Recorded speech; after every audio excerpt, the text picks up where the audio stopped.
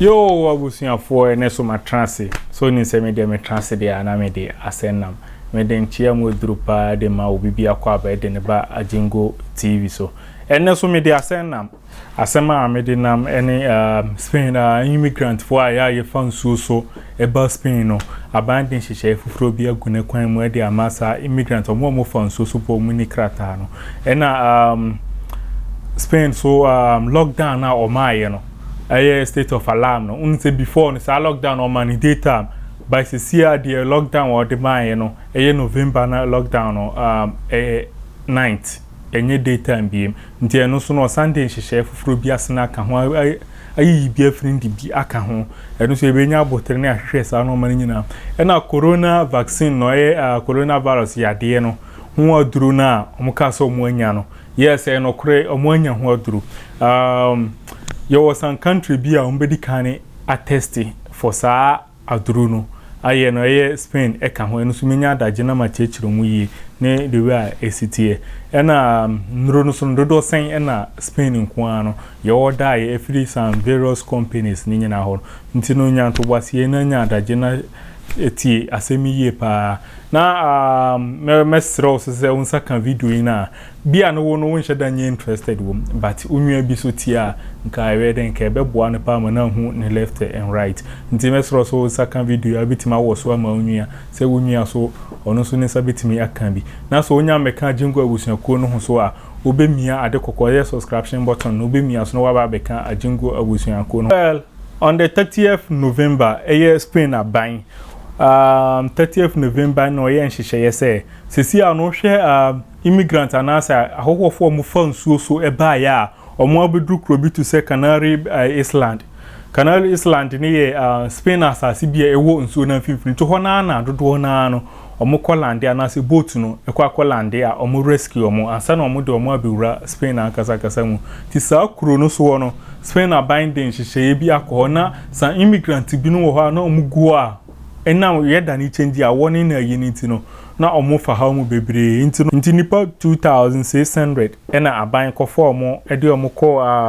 ode omo ba Spain ebe che omo ma various regions no sa hotels a ewo ho a wo pese munse ko ya de ne baaye no hotels ni bebre wo ho a nipa omo nya adwuma omo locking it down na yinti aban jeje sa hotels ni nyina na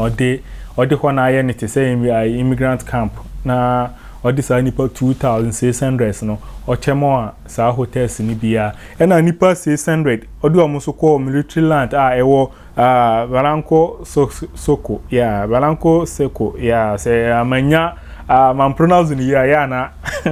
odi achemi because when it says Spain almost pronunciation ni bi o na very difficult kakra ntino di omu community land nipa 600 en so hotels e wo ho no aban ne kwaje hotels ni nyina na odisa nipa ne kogu ho ena yi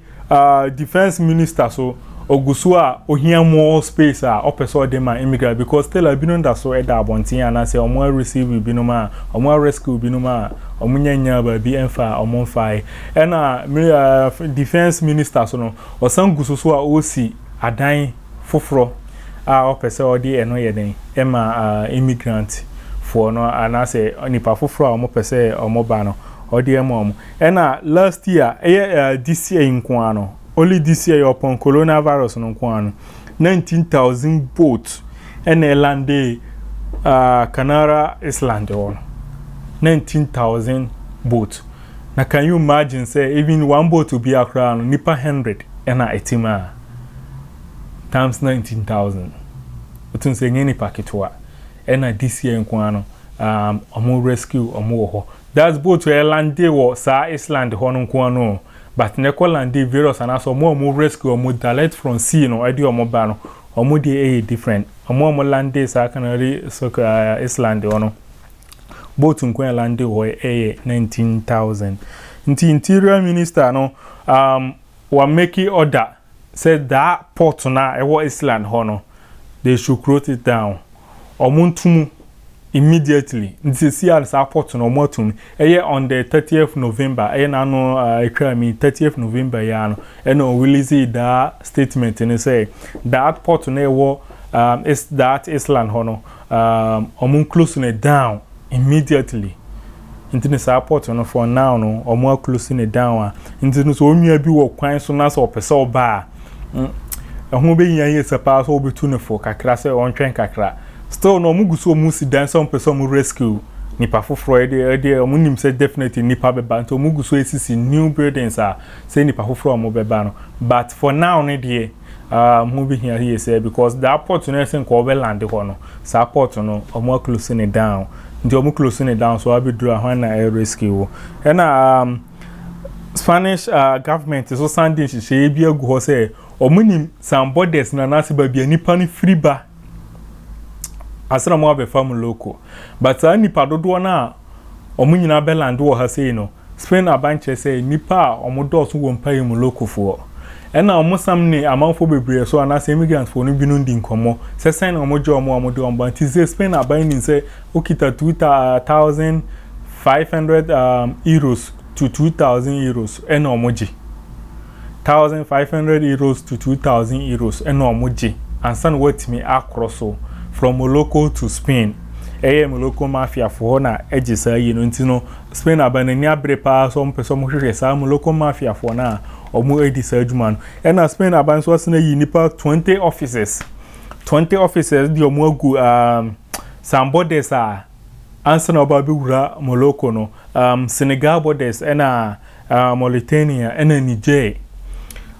20 offices ne offices omo person omo kosa borders no omo training soldiers and as a policemen for that patrol and as for that special more some special civil be on person moti ninka omo no dio isi sa borders ni nyina no kwan sa Mauritanian border Senegal border ena some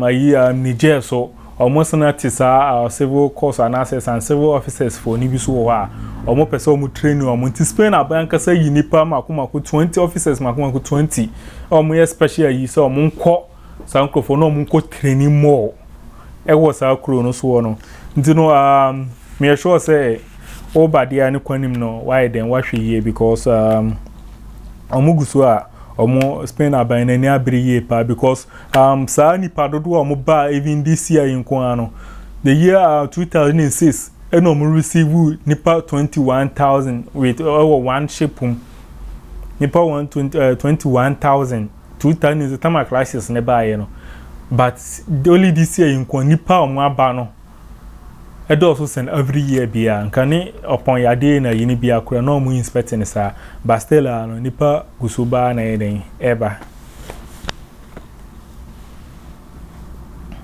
ana bia mi nhwa de so 2nd December 2nd December ya no Spain aban esan tenase eka say sa lockdown na omaye no state of alarm na omaye say emobi enko babia say uwo Catalonia untimi nko Andalusia even under Catalonia anakropon say uwo Barcelona untimi nko Girona uwo Girona so untimi nko Vic tiba bia wo bia no untimi tana hwa but on the 2nd December ya no Spain abaya na say interior minister no prime minister no odin hihye ya ba say for Christmas ninti no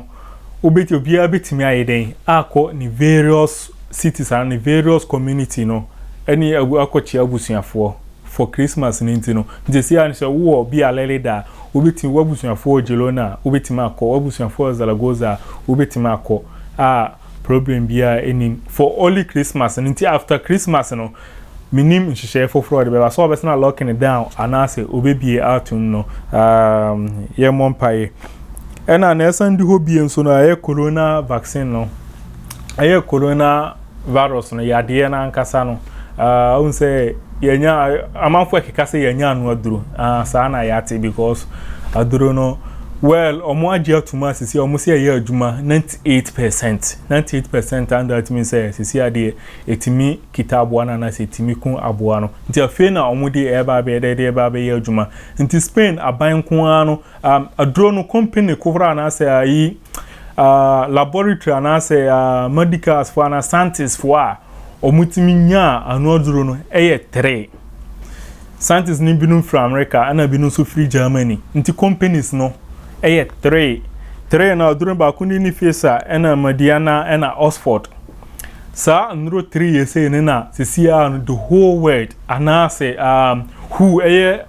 World Health Organization no omo agya tum se sa aduru yese ni timi yeden ebetimi asecure na se betimi akun corona virus nti Spain nko a awoda 1 billion doses oda Oxford no different Oxford ni dodo oda ena Mediana no so no wo dodo a oda ena Pfizer no so no wo dodo a oda ba okani nyina boma ena ye 1 billion doses doses vaccine Spain aban oda ya opese odeba ena Spain any Germany will be the first European countries omo pese omo bedikane ayusu da vaccine no Spain abande why ready kura but just say omo din hihye bi aguna kwan mu say on the 2020 from January eko nti January no munya nsha atwa date akasa se bi on the 1st and on the 2nd and na do omo be start ayusu omunya nsha debate omo hihye mu ne die Germany and Spain will be the first European countries on bedikane start ayusu da adrono Oba Europe say nyina na Spain and Germany and omo bedikane ayeden ayusu sa esa aduruno and Spain abansa nden hihye say oni say by January to June busumi yenkwa ni sa afini yempa mum yenu na say enuru busumi nsiamu ne die no ni say nipa dodo no omo Spain ne die obia anya sa vaccine na so obia no sa pane no wakwakowo bi omo hihye omo di agukwane no say by June dia na say middle of the next year no na say majority of Spain no dodo na no awo sa pane na say omo de sa duro no aka obibia nti na busuafo de ho no sa my next video my next video wa chirim sa nuru miensa no yenya aye no company dodo omo ye sa nuru no be free Germany Santis no be free Germany and be free America na omo keka boma omo ti benya sa nuru difference tere nuru no mienu free America straight and aba ko free Germany nti my next video ameye no my next video na me link no wo description box na sa okodan ho na obetimanya sa video menya daje na ma chire mu asa nuru no kwana afaso yisu no price no price bia ne bon de wa esitie ena sa aban obetono ama ya na ase omo de be ma yefiri mechechere mu nyina ewo ho no ena advantage na disadvantage we aduro ni nyina wa advantage ni nyina san wo disadvantage nti hwe mi next video no ana ase kolen kodan ho na ko check next video no na min chechere wo sa advantage and disadvantage price and how to use it kwana efaso use no you will be an is na use no age any ombehwe age no mo ahwe hu adura ese omode be mawo until my next video me link no link description box na ase na wakọ akohwe sa hu nchechire mu ni nyina no wa hu ba bia wo begina any kwana we faso wo be use no la busuafo na yo ho a me ne eweche ye no into restaurant say that na osi ene na na medical kan before no nsa kan video ya na wa woso no dia ma onwi ana so onya meka ajengo abusuakuo no ho so a obe subscribe wa ma no wa ba beka ajengo abusuakuo no ho na o Spain han kwa na so wa around Europe say na person tin sem a ekọ na so person hu nya ekọ bia na woni time na o de tenase eti radio na so de tenase ko online ko search ko yesa no mana na se bia ne I'm sorry to say bia o nte kasa ni ya na se wonte brofu ya no ma bi ho mo kan wonte ase nti no o pese wonhu na ekọ so na se bibia wo ye nkasa mu na de a we ba be kan ajengo abusuakuo no subscribe na krekebe ono so se ne tambia me drop video bia no onsa so betimi akan bi so nti na abusuafo no, it's your boy Ajengo, absolutely, definitely. Makarao. Peace out.